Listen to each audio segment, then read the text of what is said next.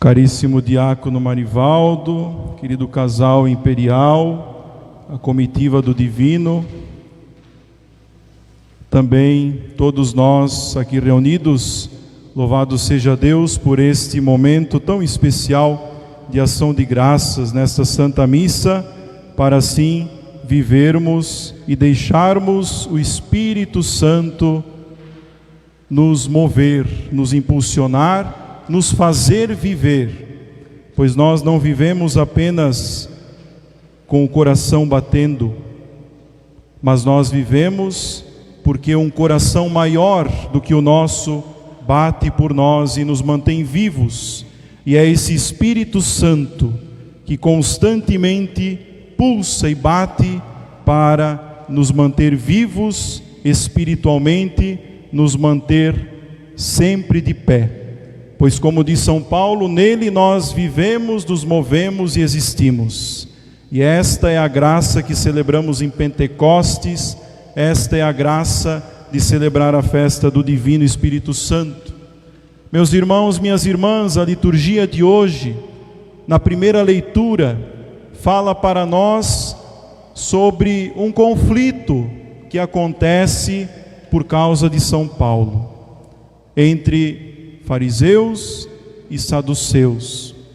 Um grupo acredita na ressurreição, outro grupo não acredita, e ali acontece o conflito.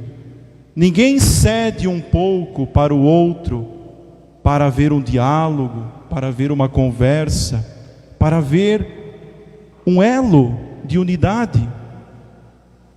Estamos na semana de oração pela unidade cristã, a unidade entre nós.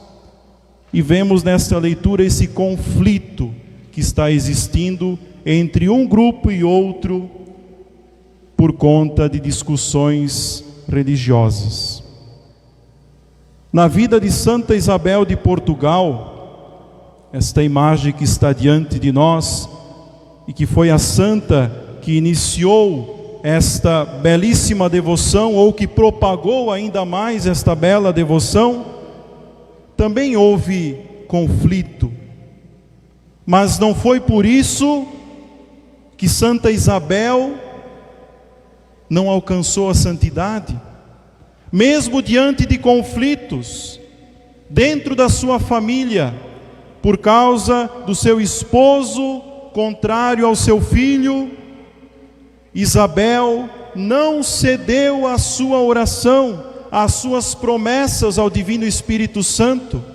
Por isso, por causa da sua perseverança, da sua persistência na oração e da sua atitude também, Isabel alcançou muitas graças, e a maior graça de todas hoje está nos nossos altares. Uma rainha, como pode uma rainha deste mundo ser uma santa no céu? Porque ela de fato, meus irmãos, reconheceu o seu lugar neste mundo, a oportunidade, sendo rainha, de fazer o bem para os mais necessitados. E o mais marcante na vida de Santa Isabel foi que ela olhou para dentro da sua família e para fora da sua casa também, olhando para diante desses conflitos que aconteciam dentro do lar, rezando, pedindo que cessasse essas intrigas, esses conflitos, mas também buscando donativos, buscando várias formas de ajudar os mais pobres, os mais necessitados. Então, meus irmãos, nós temos que buscar nesta festa do Divino a sua raiz, em Pentecostes, é claro, mas também na vida desta santa que propagou essa devoção. Ela viveu a vida no Espírito Santo, soube acolher a graça divina e fazê-la crescer em sua vida, a tal ponto de hoje ser reconhecida como santa. Santa Isabel fez essa promessa ao Espírito Santo, de que se o seu esposo e o seu filho se reconciliassem, ela propagaria esta bela devoção ao Divino Espírito Santo, com a bandeira, com a coroa e também com o símbolo que mais nos envolve, mais nos faz lembrar do Espírito, que é a pomba da paz, a pomba da mansidão, a pomba que pousa aonde não há guerra, não há violência, mas aonde há serenidade, paz. Santa Isabel alcançou a graça e por isso propagou. Santa Isabel poderia, com o seu poder imperial de rainha, adquirir muitas propriedades, muitas terras, muitos bens, mas ao contrário disso, ela adquiriu a santidade, o maior bem, aquilo que permanece na vida de um cristão, de uma cristã, a santidade. E isso ela viu, ela descobriu na pessoa divina, terceira pessoa da Santíssima Trindade, o Divino Espírito Santo. Ela usou de uma réplica da sua coroa de rainha para mostrar que o reino não é reino de homens e mulheres deste mundo, mas o reino é do Senhor. O reino que aqui é uma semente, aqui é apenas um germe, em vista de algo maior, que é na eternidade. Esta graça ela descobriu também. Por isso, meus irmãos, Santa Isabel prometeu também que arrecadaria donativos por meio desta devoção ao Divino Espírito Santo, com a bandeira, sim, com esta devoção propagada, mas tomando atitudes. Santa Isabel promulgou a paz, indo ao encontro do seu esposo, do seu filho, nas vésperas de uma batalha, um contra o outro, conseguiu recuperar a paz entre eles, tomou atitude, mas além disso, foi à procura de generosidades das pessoas, a fim de que pudessem dar alimento aos pobres, aos necessitados. Tanto que, se nós olharmos a imagem de Santa Isabel, nós vemos muitas flores. O rei, desconfiando de que Isabel estava ajudando os pobres, perguntou: aonde estão os donativos?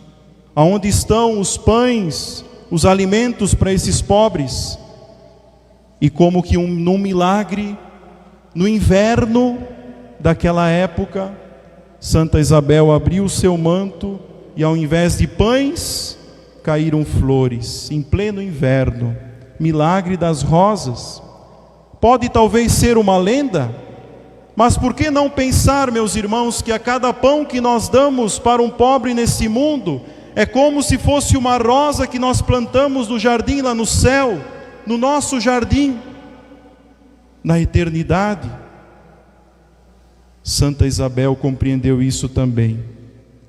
E assim, meus irmãos, esta grande mulher, hoje nós não temos testemunhos, por isso, muito melhor nós falarmos de um testemunho de alguém que já viveu a sua devoção ao Divino Espírito Santo e alcançou tantas graças, como Santa Isabel de Portugal. E ela entendeu também que viver a vida no Espírito Santo é viver dando frutos. Como diz São Paulo na carta aos Gálatas, no capítulo 5, do versículo 22 em diante: os frutos do Espírito é paz, bondade, mansidão, caridade. Santa Isabel viveu de modo especial, conseguiu produzir frutos de paz, na reconciliação dentro da família, e de caridade, dando aos mais necessitados aquilo que eles precisavam. Isto é viver no Espírito. Não é só olhar para o céu. Jesus hoje no Evangelho, ele olha para o céu e reza ao Pai, mas porque ele já tinha feito muita caridade. A todos aqueles aos quais ele encontrava, ele agia, ele tomava uma atitude, ele tinha vida no Espírito. Por isso agora ele pode elevar os olhos ao céu, mas não numa oração egoísta, numa oração orgulhosa, como se fosse alguém que se achasse o máximo. Mas Jesus, nesta oração sacerdotal que nós ouvimos, rezou por nós que ainda viríamos,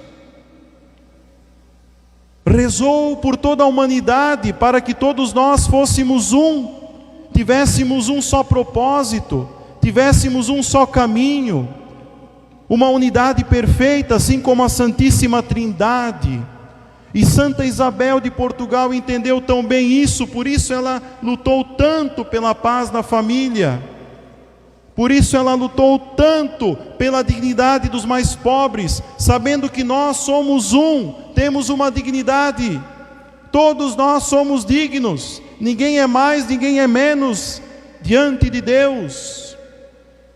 Isto é viver como um só povo, sermos um só, assim como a Trindade, onde não há concorrências, não há lutas, não há guerras, não há violência, mas há uma harmonia, e esta harmonia é o Espírito Santo que dá. O nosso Pai, como diz Jesus no Evangelho, é um Pai santo e é um Pai justo. É um Pai que nos faz ser santos pela ação do Espírito Santo e que nos faz ser justos também pela ação do Espírito Santo. O nosso Pai, Ele nos concede a graça da herança eterna. Ele é o Rei. Santa Isabel entendeu isso. Ele é o nosso Rei. Ele é o Senhor dos senhores. O Espírito Santo, como nós professamos, é o Senhor que dá a vida. É o Senhor que nos dá a vida. E nós podemos ter uma relação com Ele, a fim de que nós tenhamos a vida nele, de que Ele viva em nós e nós vivamos nele. O Espírito Santo é a nossa herança, é nossa alegria, é a nossa delícia eterna, como nós rezamos no Salmo de hoje. Então, meus irmãos, aprendamos com o testemunho de Santa Isabel de Portugal a propagar a devoção do Espírito Santo, mas não só com cores vermelhas, o que é muito bonito, o que destaca, o que faz nós lembrarmos do Divino Espírito Santo, é claro, mas mais do que isso, propagarmos esta devoção vivendo a vida no Espírito, com a nossa vida de oração e deixando com que Ele produza frutos em nós, tendo a plena consciência de que o mérito não vem de nós, mas vem dele, e assim nós seremos santos. Louvado seja o nosso Senhor Jesus Cristo.